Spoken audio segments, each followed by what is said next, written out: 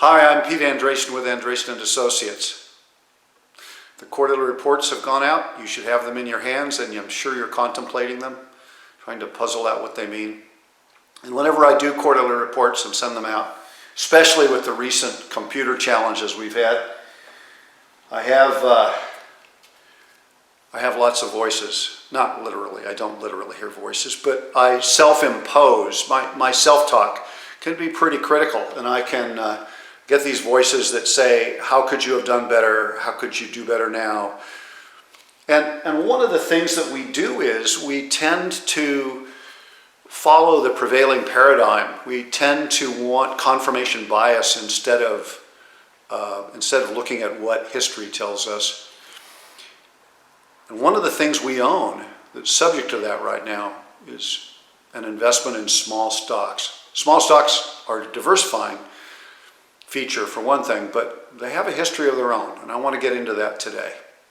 Take a look at this graph.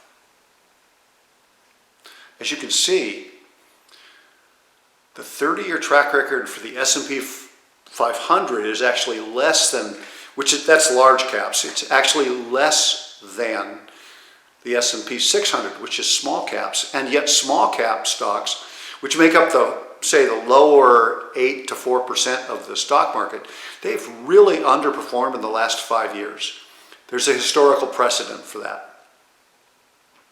Small stocks tend to underperform when there's a bit of a bubble going on, when there's a bit of irrational exuberance. They tend to lag when large caps are on a roll, when you've had a stimulative monetary policy or stimulative fiscal policy, and you're rolling along thinking that life is fine, then small caps will tend to lag.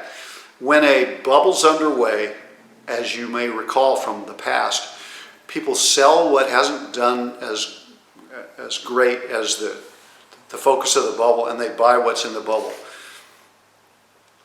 Confirmation bias. They're not looking for what does history tell us about this. They believe that this is the way the world will be forever. Right now we believe that there will be a soft landing. That may or may not be true. It may easily be true. Right now we believe that the large caps are going to rule the world. They might. But history tells us that something different is likely to happen. Take a look at this graph. This is the valuation comparison of the S&P 600 versus the S&P 500 large caps. And as you can see, as the S&P 500 large caps have gotten more and more overvalued,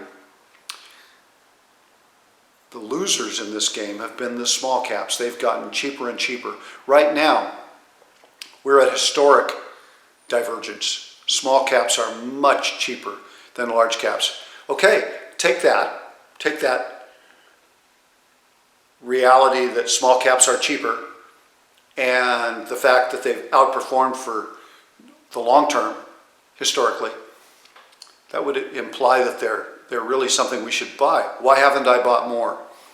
The reason is that small caps tend to lag deeply during times of recession and times of economic turndown and slowdown. And of course, I still think that while a soft landing is widely predicted, the most likely outcome is still going to be some sort of economic slowdown, at which time small caps are likely to become even more of a bargain. And we also know that if we do have an economic slowdown, small caps tend to plummet, which is not a happy investor experience, is it? Small caps tend to do better with inflation. They tend to do better when there's reshoring or rehoming or war, because they're more structurally flexible. So I think we do want to own more of them, but I'm not buying a lot of them yet. So that explains your small cap position. If you have any questions, please give me a call. Meanwhile, it's spring out there. The summer morning overcast is starting to come in, so I got to get out there and enjoy the green grass while it's still here. Take care of yourselves, and blessings.